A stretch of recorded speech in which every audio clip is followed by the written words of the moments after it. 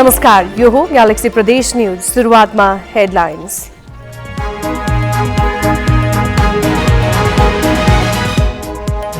सुनसरी मोरङ सिंचाई आयोजना अन्तर्गत बाँधको निर्माणमा अवरोध। बाँधका कारण सप्तकोशी नदीले धार परिवर्तन गरेको बेलका नगरवासीको दाबी।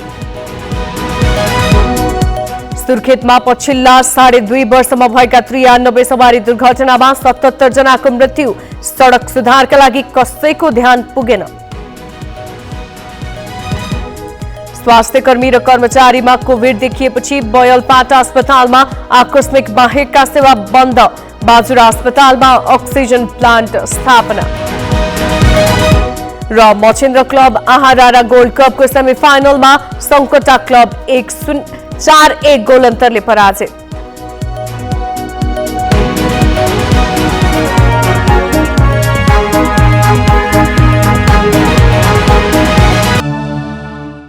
अब न्यूज विस्तारमा।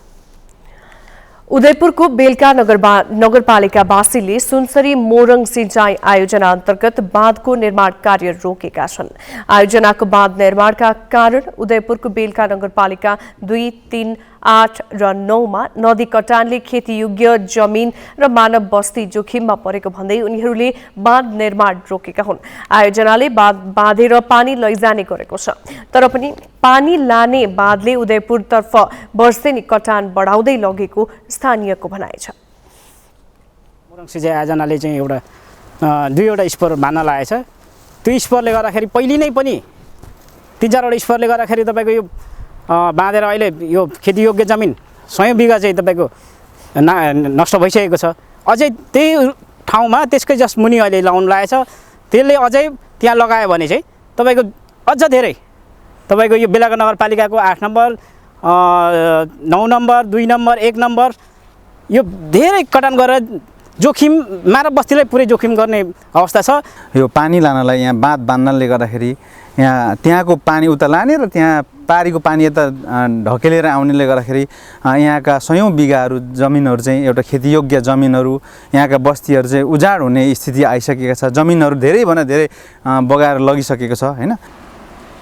सिंचाई आयोजनाको बाँधकै कारण अहिले सप्तकोशीले धार परिवर्तन गरेको स्थानीयको ठहर छ। बाँधका कारण हुने क्षति न्यूनीकरण गर्न उदयपुर र सुनसरी दुवैतर्फ बाँध बाँध्नुपर्ने स्थानीयको माग छ। कर्णाली प्रदेशको राजधानी वीरेन्द्रनगरमा सडक दुर्घटना बढ्दै गएका छन्। अव्यवस्थित सडक, जथाभावी पार्किङ, जीर्ण सडक तथा लथालिङ्ग अवस्थामा रहेको विद्युत विस्तारले सडकमा दुर्घटनाको जोखिम बढाउँदै लगेको हो। प्रदेश राजधानी भएसँगै वीरेन्द्रनगरमा मानिसको चाप बढ्दै गएको छ। पछिल्ला वर्षमा केही मात्रामा सडक निर्माण भए पनि अन्य व्यवस्थापकीय काम नहुँदा बजार क्षेत्र अस्तव्यस्त बन्दै गएको छ।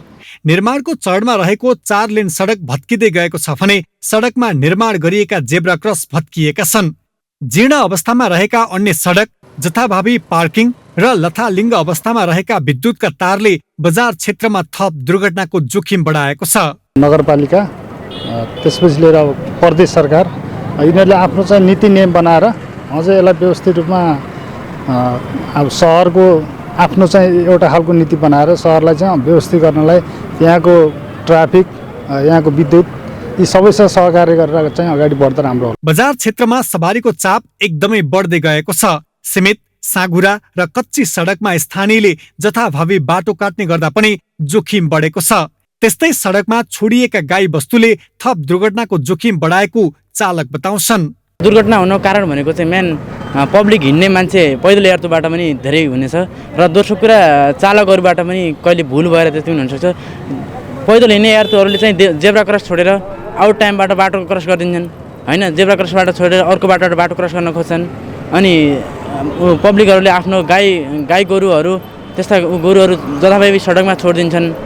त्यो कारणले पनि बढी हुन्छ र पब्लिकहरूले पनि के गर्नु पर्यो भने चाहिँ अब जेब्रा क्रस बाहेक अन्तबाट बाटो क्रस नगर्ने, आफ्नो बालबच्चाको राम्रोसँग ख्याल गर्ने। जथाभावी चाहिँ जहाँ क्रस गर्नुपर्ने हुन्छ त्यहाँ क्रस भएको छैन, त्यस कारणले पनि दुर्घटना भएको छ। कतिपय अटो चालकहरूले पनि भर्खरै नयाँ आएर पनि राम्रोसँग चाहिँ जहाँ टर्निङमा हैन तपाईको इन्डिकेटर नदिने अनि एउटा स्पिड आफ्नो चाहिँ चालकलाई गर्नको लागि पैसाको लागि पनि उहाँहरूले ओभरटेक गर्दै अगाडि दौड्दै गरेको हुनाले अलिकतै दुर्घटना पनि भइरहेको जस्तो मलाई लागिरहेको छ। सुर्खेतमा आर्थिक वर्ष 2076-77 यता भएका 93 दुर्घटनामा 77 जनाको ज्यान गएको छ भने 101 जना गम्भीर घाइते भएका छन्। सुर्खेतमा सबैभन्दा बढी मोटरसाइकल, अटो रिक्सा र टिप्परका कारण दुर्घटना हुने गरेका छन्। यो चालु वर्षमा अलिकति यो दुर्घटना अलिक बढेको नै देखिन्छ। यसको कारणहरू चाहिँ सडकको एकदमै गडबडी, सडक कुनै पनि ठाउँमा चाहिँ खाल्डाखुल्टी, अलिक राम्रोसँग बनेको सडकहरू देखिँदैन कर्णाली प्रदेशमा। खाल्डाखुल्टीहरू छन् अनि भएन भने त्यसैमा ल्यान्डस्लाइडहरू अलिक बढी हुने, पहिरो बाढी पहिरो अलिकति पानी परेपछि पहिरो गइहाल्ने, त्यो ती खाल्डाखुल्टीहरूलाई पुर्नेतिर राज्यले ध्यान दिइदियो भनेपछि। र अर्को कुरो यान्त्रिक गडबडी पनि धेरै वर्ष पुराना गाडीहरू पनि चलिरहेका छन्। यसलाई अब सरकारवाला निकायहरूले अलिकति राम्रोसँग हामीहरूलाई पनि सोही अनुसार निर्देशन गर्यो भनेपछि त्यसलाई चाहिँ हामीहरूले र स्थानीय निकायहरू सबैजना संयुक्त रूपमा मिलेर चाहिँ यो दुर्घटनाहरूलाई मिनिमाइज गर्न सकिन्छ। वीरेन्द्रनगरमा सडक र विद्युत विस्तारसँगै अन्य थुप्रै व्यवस्थापकीय काम अलपत्र छ। बजार क्षेत्रका यस्ता व्यवस्थापकीय कार्यलाई समयमै समाधान गर्न नसक्दा भोलिका दिनमा थप जोखिम बढ्ने देखिन्छ। क्यामेरामा विकास खत्रीका साथमा ग्यालेक्सी फोकेका लागि सुर्खेतबाट बसन्त भण्डारीको रिपोर्ट। अछामको बैलपाटा अस्पतालले आवश्यक बाहेकका सबै सेवा बन्द गरेको छ। अस्पतालमा कार्यरत 15 जना स्वास्थ्य कर्मीमा कोभिड भएपछि अत्यावश्यक बाहेकका सेवा बन्द गरिएको हो। संक्रमित हुनेमा नर्स 2 जना, हेल्थ असिस्टेन्ट 3 जना, मनोपरामर्शकर्ता 3 जना र अन्य कर्मचारी 7 जना छन्। अस्पतालमा 98 स्वास्थ्य कर्मी र कर्मचारी छन्। माघ 10 गतेदेखि 16 गतेसम्मको लागि अत्यावश्यक बाहेक सबै सेवा बन्द गरिएको अस्पताल प्रशासनले जनाएको छ। आकस्मिक सेवा, गर्भवती जाँच र अत्यावश्यक शल्यक्रिया भने बन्द हुने छैन। सुर्खेतका सरकारी कार्यालयमा सेवा लिन जाँदा खोप कार्ड अनिवार्य देखाउनु पर्ने भएको छ। संक्रमणको जोखिम बढेसँगै सरकारी कार्यालयहरूले सेवा लिन आउँदा खोप कार्ड अनिवार्य हुनुपर्ने नियम लागू गरेका हुन्। तेस्रो लहर देखिएसँगै वीरेन्द्रनगर उपत्यकामा मात्रै सक्रिय संक्रमितको संख्या 274 पुगेको छ। उपत्यकामा एक साता यता रुगाखोकीका बिरामी बढेसँगै कोरोना परीक्षण गर्नेको संख्या पनि वृद्धि भइरहेको छ। संक्रमण बढ्दै जाँदा बजार क्षेत्रमा चहल पहल कम हुँदै गएको छ भने पर्यटकीय क्षेत्र बुलबुले उद्यान बन्द गरिएको छ।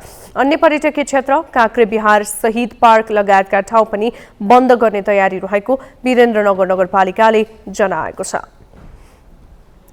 जिल्ला अस्पताल बाजुरामा अक्सिजन प्लान्ट स्थापना भएको छ। अस्पतालमा प्लान्ट स्थापना भएसँगै अक्सिजनका लागि धनगढी र नेपालगञ्ज जानुपर्ने बाध्यता हटेको छ। कोभिडको तेस्रो लहर फैलिरहेका बेला जिल्लामा अक्सिजन प्लान्ट स्थापना भएपछि उपचारमा ठूलो सहयोग पुगेको अस्पताल प्रशासनले जनाएको छ।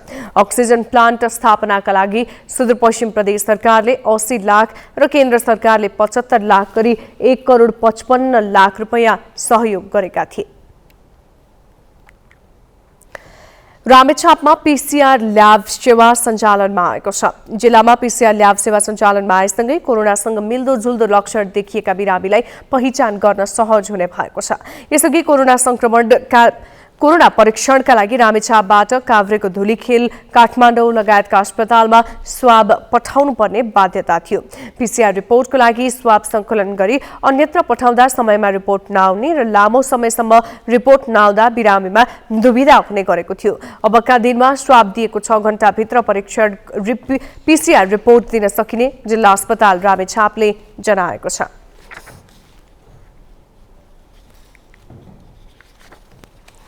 ग्यालेक्सी 4K को प्रसारण तपाईले काठमाडौँ उपत्यकामा रेडियो ग्यालेक्सी 101.8 मेगाहर्जमा सुन्न सक्नुहुन्छ।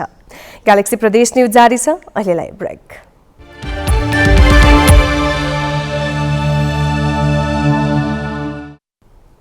अब बाँकी न्यूज।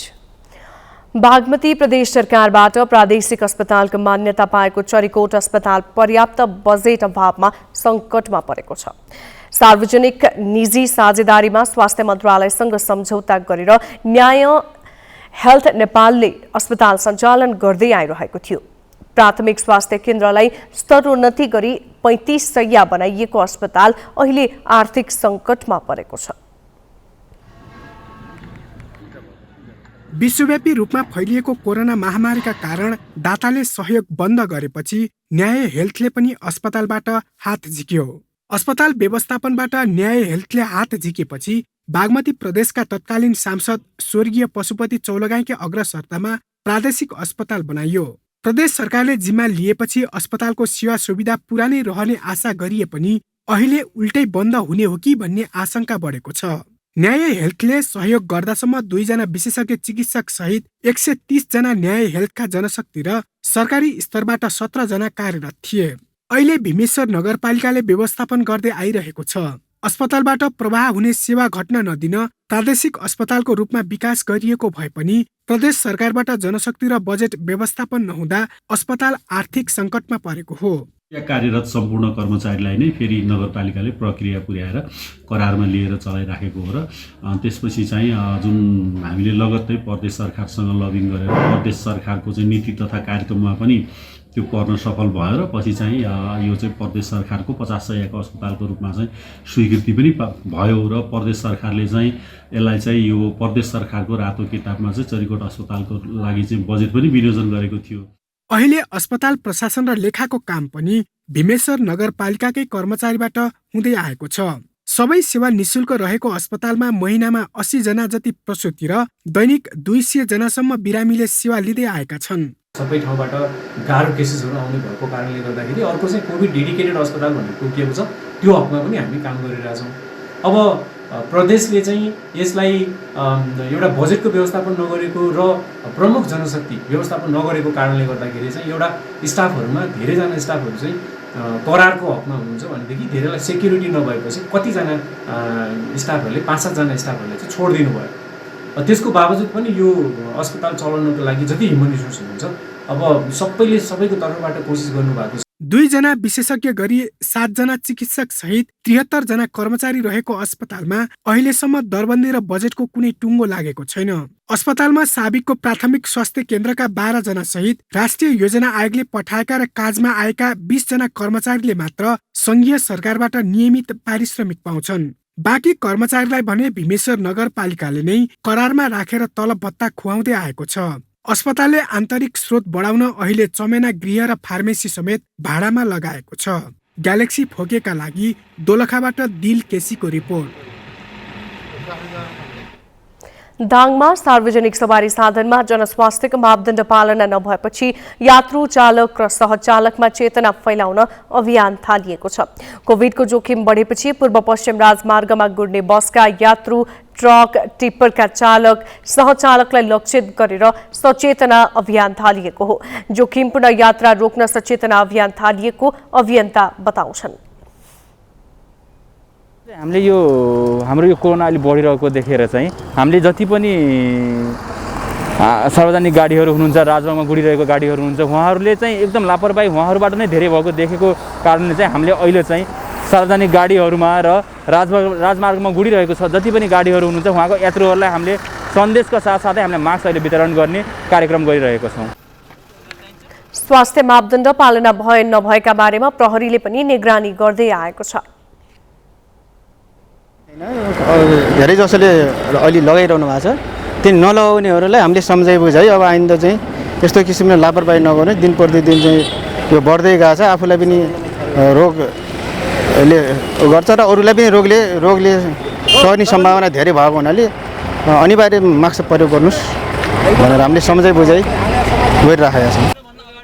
दाङमा कोरोना संक्रमण दर उकालो लागिरहेको छ। कोभिड दर उकालो लागिरहे पनि स्वास्थ्य मापदण्ड पालनामा भने हिलचक्र्याइ भइरहेको छ। धनकुटाको छारा गाउँमा 52 वर्षीय सीता श्रेष्ठको शव फेला परेको छ।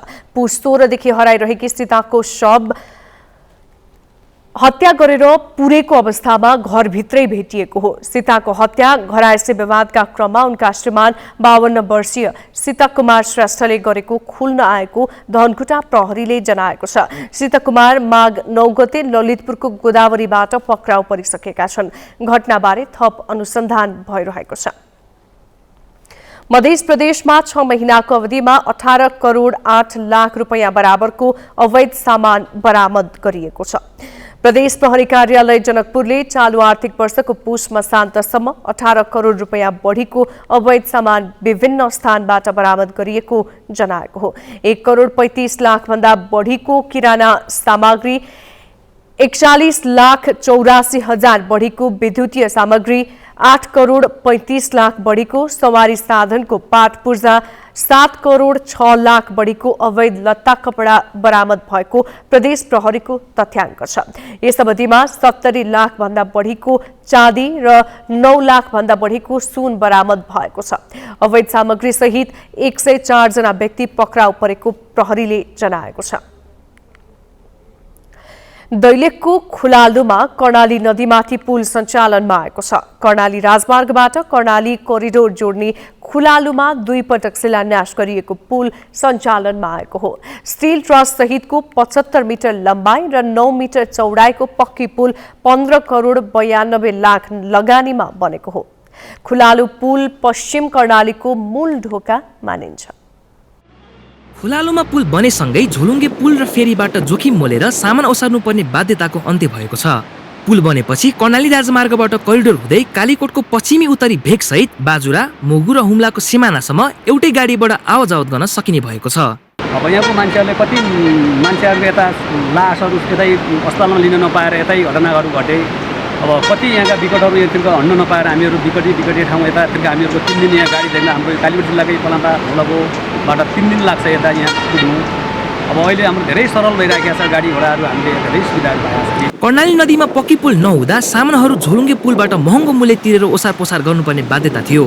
पुल सञ्चालनसँगै निर्माण सामग्री र दैनिक उपभोग्य वस्तुको मूल्य घट्ने विश्वास लिएको छ। सवारी चालक पनि दङ्ग छन्। त्यो माथिको त्यो झोलुङ्गे पुलबाट यो कुन्डल छरिया लिँदाखेरि 500 रुपियाँ तिर्नु पर्थ्यो, एक कट्टा सिमेन्ट लिँदाखेरि 80 रुपियाँ तिर्नु पर्थ्यो। अहिले अब त्यो गन्तव्यमा जाने भयो राजकोटमा सबै ठाउँमा निर्माणका सामानहरू, खाद्यको सामानहरू सबै अब उपभोक्ताहरूले सस्तो मूल्यमा पाउने भए सजिलो भयो। अब यता हुम्लातिर बाटो खुलिरहेछ, रमाइलो भएको छ। पहिला फेरीबाट जानु पर्थ्यो, गाह्रो हुन्थ्यो। अब कहिले त फेरी बिग्रेर गाह्रो पनि हुन्थ्यो। अहिले पुल बनेर चाहिँ सहज भएको छ सबैलाई यतातिर पनि। कर्णाली नदीमा पक्की पुल निर्माणका लागि आर्थिक वर्ष 2068-69 मा ठेक्का लागेको थियो। पुल निर्माणको जिम्मा कन्काई र नेपाल प्रगति जेवीले लिएका थिए। ठेक्का सम्झौता अनुसार 2072 असारसम्म सम्पन्न गरिसक्नुपर्ने भए पनि 6 वर्ष ढिला गरी पुल बनेको हो। 2071 चैतबाट नेपाली सेनाले कर्णाली करिडोर अन्तर्गतको सडक निर्माण कार्य अघि बढाएको थियो।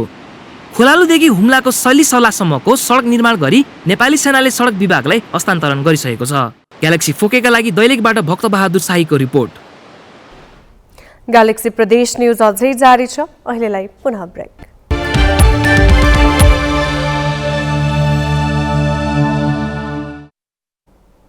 ब्रेकपछि बाँकी न्यूज। अवसर र रोजगारीका लागि नेपालका अधिकांश गाउँ रित्तने अवस्थामा पुगेका बेला पर्वतको बाँस खर्कका स्थानीयले भने गाउँमै अवसर सिर्जना गरेर मनज्ञ आम्दानी बढाएका छन्। गाउँमा सुन्तला खेतीले जीवनस्तर उकासिन थालेपछि अवसरको खोजीमा सहर पसेका र रोजगारीका लागि विदेश गएकाहरू पनि गाउँ नै फर्केर रमाउन थालेका छन्। करिब 1 दशक युएईमा बिताएका पर्वतको जलजला गाउँपालिका 1 बाँस खर्काका रुद्रबहादुर खत्री अहिले गाउँमै सुन्तला खेतीमा रमाएका छन्। वार्षिक 8 लाख रुपैयाँको सुन्तला बेच्ने खत्रीले पुनः रोजगारीका लागि विदेश जाने योजना त्यागेका छन्। सबैको प्रायः घरमा सुन्तला खेती छँदैछ, सबैलाई थाहा भएको कुरा होइन। तर पनि बाँस खर्कमा खै के को देन हो, राम्रो सुन्तलाहरू फल्ने फल। अब सबै चिजबाट पनि फलहरू पनि राम्रो अनि क्वालिटी पनि भएको कारणले गर्दाखेरि विदेश जानुभन्दा यहीँ दुःख गर्दाखेरि राम्रो होला जस्तो भयो। त्यही कारणले पोहोरको भन्दा अहिले सायद डबलै पैसा पनि डबल, फलफुल पनि डबलै जस्तो। कति छ बोट हजुरहरूको? बोट त हाम्रो 600-700 छ पक्कै पनि। रुद्रबहादुर मात्र होइनन्, बाँस खर्काका धेरैले मकै र कोदो खेती हुने पाखोबारी र खरबारीमा सुन्तला खेती गरेका छन्। बाँस खर्कमा 200 किसानले 25,000 बोट सुन्तला लगाएका छन्।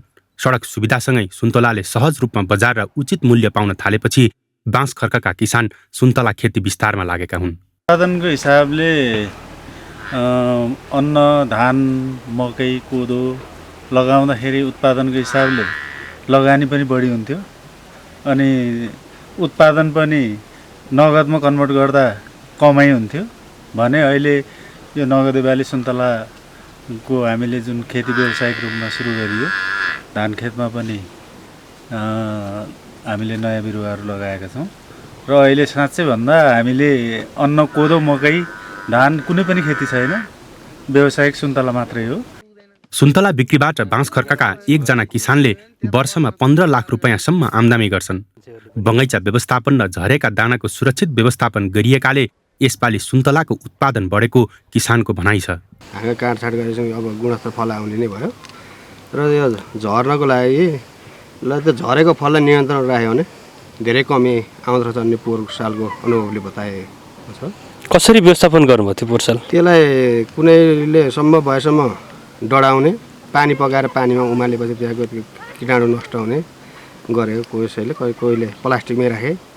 बाँसखर्कको हावापानी र भूगोल सुन्तला खेतीका लागि अनुकूल मानिन्छ। देशका अन्य ठाउँको सुन्तला बिक्री भइसकेपछि बाँसखर्काका सुन्तला बजार पुग्ने गर्छन्।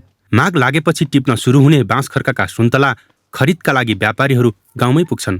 यस वर्ष करिब 4 करोड रुपैयाँ बराबरको सुन्तला उत्पादन हुने अनुमान गरिएको छ।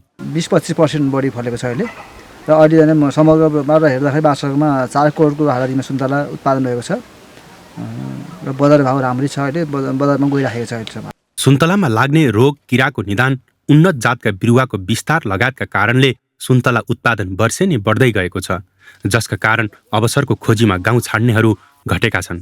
ग्यालेक्सी फोकेका लागि पर्वतबाट सन्तोष गौतमको रिपोर्ट। दाङमा छाडा चौपायाको व्यवस्थापन हुन नसक्दा किसानले नोक्सानी बेहोर्नु परेको छ। तुलसीपुर स्थित खर्चवामा राति आउने छाडा चौपायाले 6 बिघा क्षेत्रफलमा लगाइएको गहुँबाली नष्ट गरेपछि किसान चिन्तित बनेका छन्।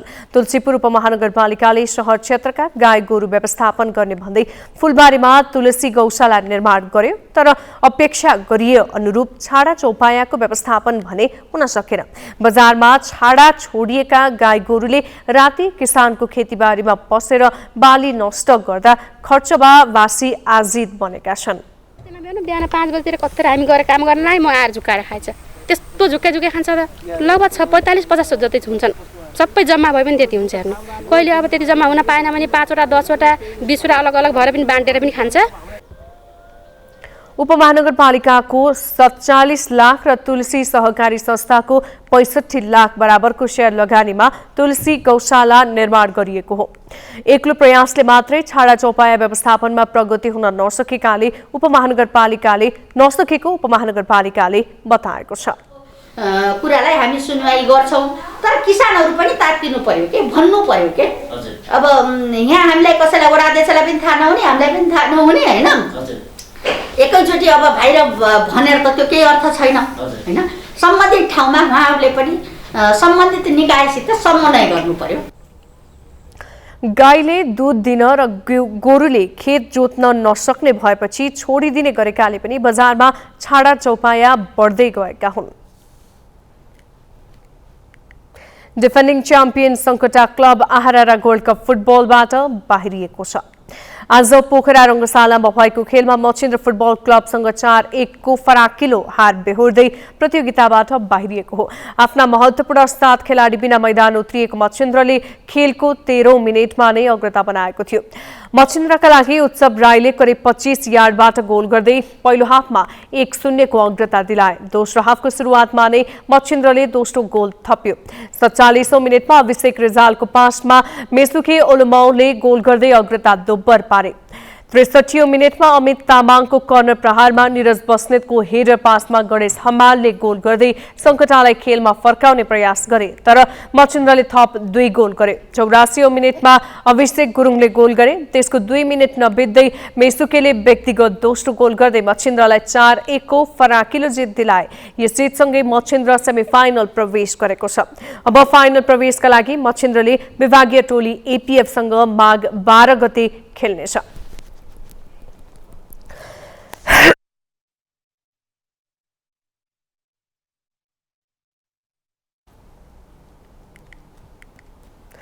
ग्यालेक्सी प्रदेश न्यूज सक्नु अघि हेडलाइन्स।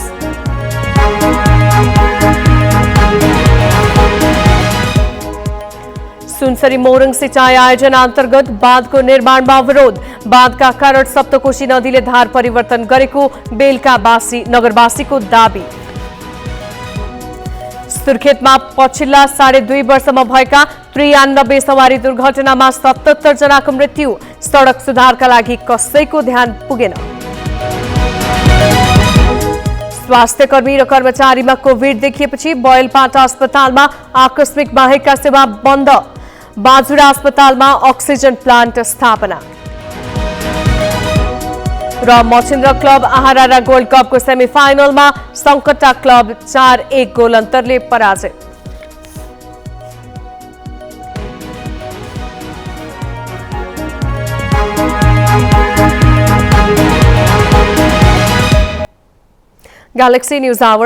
ग्यालेक्सी प्रदेश न्यूज अहिलेलाई सकियो। राति 8 बजे ग्यालेक्सी न्यूज आवर लिएर आउनेछौँ। नमस्ते।